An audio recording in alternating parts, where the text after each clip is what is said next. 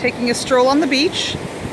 The tide was high about maybe 20 minutes ago. It's going out now. So I'm just going to walk along a little bit, and I won't do much talking, and you can just feel like you're walking on the beach.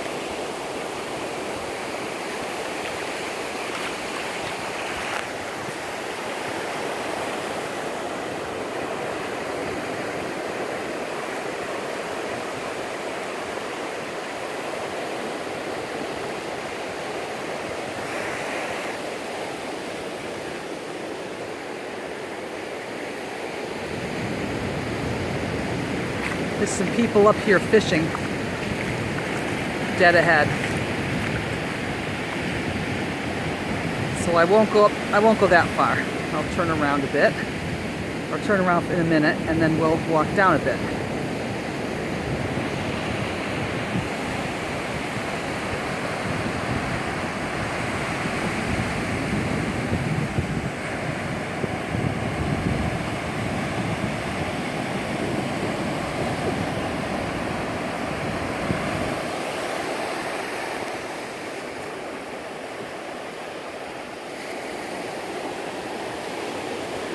Oh, it looks like that house had a fire.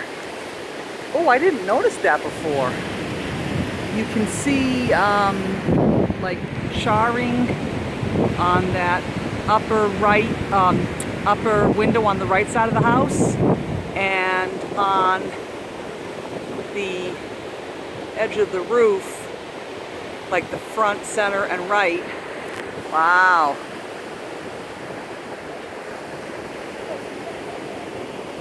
Bad.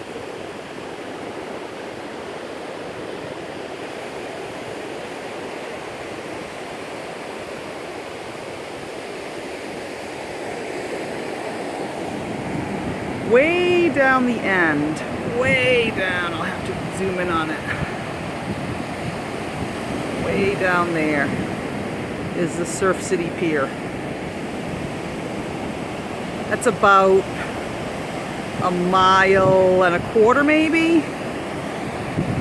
from where we are. At some point this week I will get down there and I'll take some pictures and some video there too. A lot of people fish off of the pier, off the end of the pier. The town charges to go onto the pier. It's $1 if you're just walking out there, but it's more if you're going to fish. And I don't blame them, because $1 is not a big deal, but it, you know, every dollar adds up a little bit to money that the town gets to, you know, do the beach replenishments and whatnot.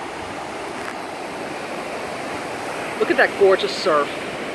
Ugh. Best thing ever.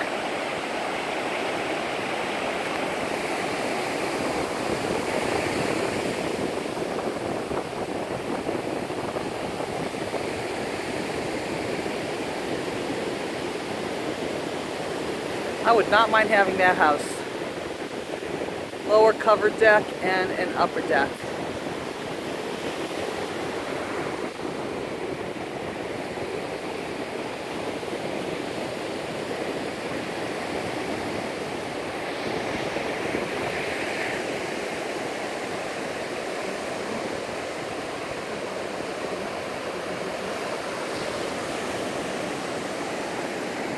So you can see some of the shells and rocks that washed up with high tide, but not a ton. You never get a ton.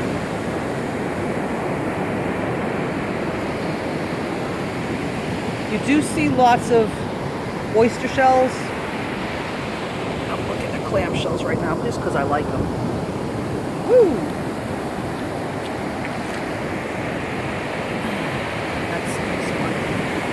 This, I think, is no, that's not a scallop shell. That's a kind of a clam shell, too, I think. There's some oyster shells, which we usually see. They're usually broken up and really, really, worn down.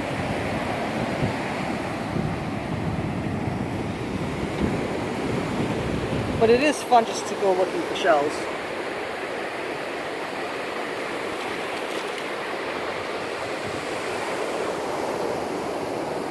I have a ton of oyster shells at home that I've picked up in past trips here. It's unusual to find a very large shell.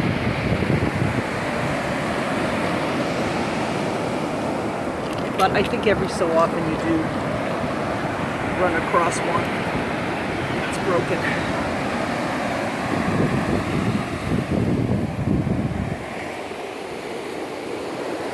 Ooh, that's pretty. Broken, but pretty.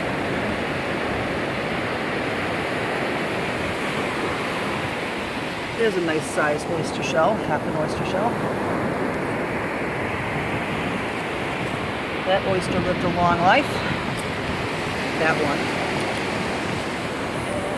And, more clams.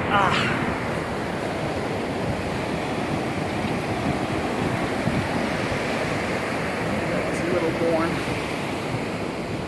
More pieces of oysters.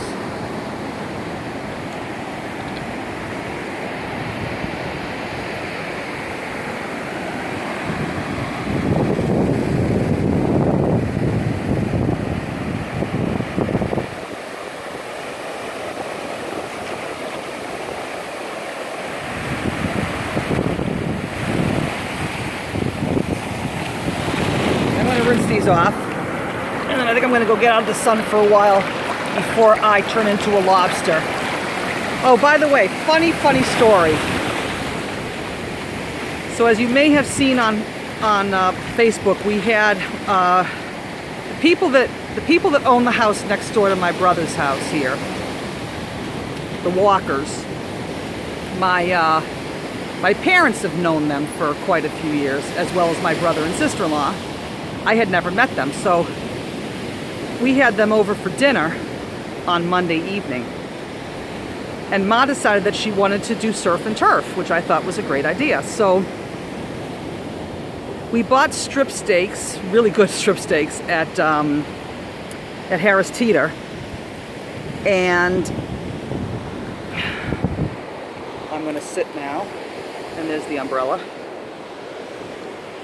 Put my shells there. Okay.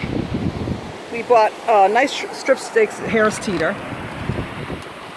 And hold it. I gotta get the. Okay, I think that's good. All right, sort of. So she decided to do surf and turf, so we got the strip steaks, and then she went to a fish market just off the island. Just on the island. No, it was just on the island, just after you crossed over the swing bridge. And got scallops, sea scallops. And she asked the guy at the fish market if they were local. He said, oh no, they have a very limited scallop season here, and it's like 2 weeks in the December or something like that.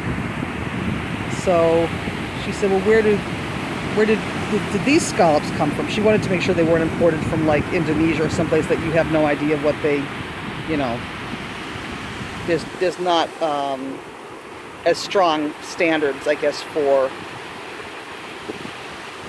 whatever, pollutants, I don't know what. Anyway, he tells her that the scallops, the sea scallops came from Boston, which I thought was a riot. So we came all the way to Surf City, North Carolina to eat scallops from Boston.